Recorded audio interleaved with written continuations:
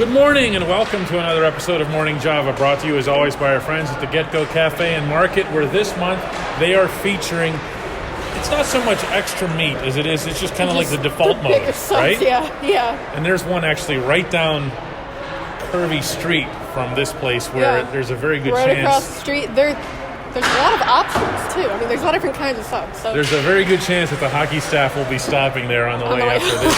This, by the way, is a hockey rink. On the hockey rink, they tend to play hockey. The NHL had a 9-day break for the Penguins. They're going to be returning on Friday night against the Flyers. They're going to be doing so with Anthony Angelo in the lineup. What took them so long to get him up? Because it's not just the stats and everything else, but in talking to players who would come up, I would ask them, who down there is ready? Who's ready? And they would the first name out of everybody's mouth is Anthony Angelo. Yeah, I don't even know that it necessarily took them a long time. He's only a second-year pro. I mean, most guys don't come up their first-year pro. I mean, I did talk to him. It was actually almost exactly a year ago, and he told me, he's like, I'm 100% ready now. Well, everybody says that. Yeah, what he... I talked to him last month, and he said his biggest thing was consistency.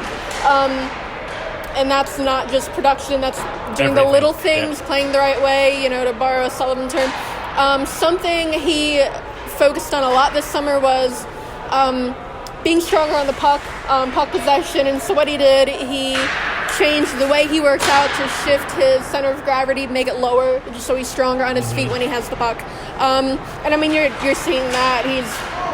That's why he's scoring the way he is now. If you think about it, you look at the kid, and he's huge, 6'6", and then he was in the locker room, and he was on skates. He looks like he's borderline Chara. He's not quite. Yeah, I mean, I'm 5'3", and I'm looking like.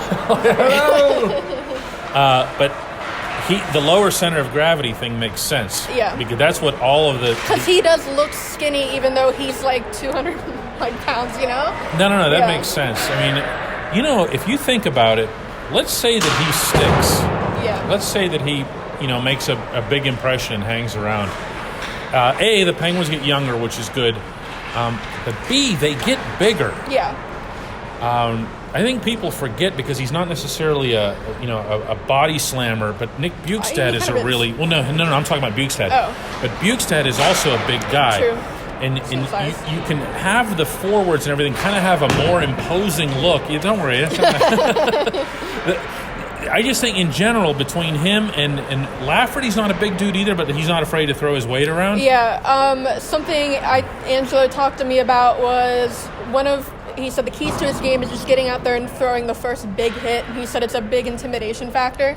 In the AHL, I don't know if the NHL coach is going to care much. He's not real for big the other on guys. Okay. Yeah, no, I mean, he's like that. He's not really someone that drops the gloves either. He has 3 career fights all last year.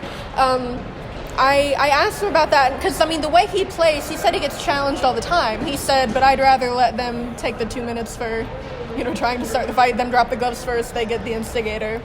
Now, I'd be remiss if we didn't close this program by emphasizing the eyeliner here that's at hand. Unless I'm mistaken, that is a purple and gold. Yeah, Lakers colors.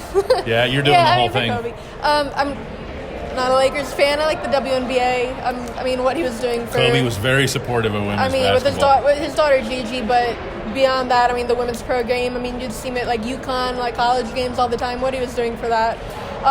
It was great. A week before, the crash, he said there are a couple women that could be in the NBA right now. I remember Elena Deladon. He said that publicly, yeah. Yeah, he said some of them, the way they could if they wanted to make the jump. Elena Deladon from the Mystics was one of them. And I just like seeing that, Yeah.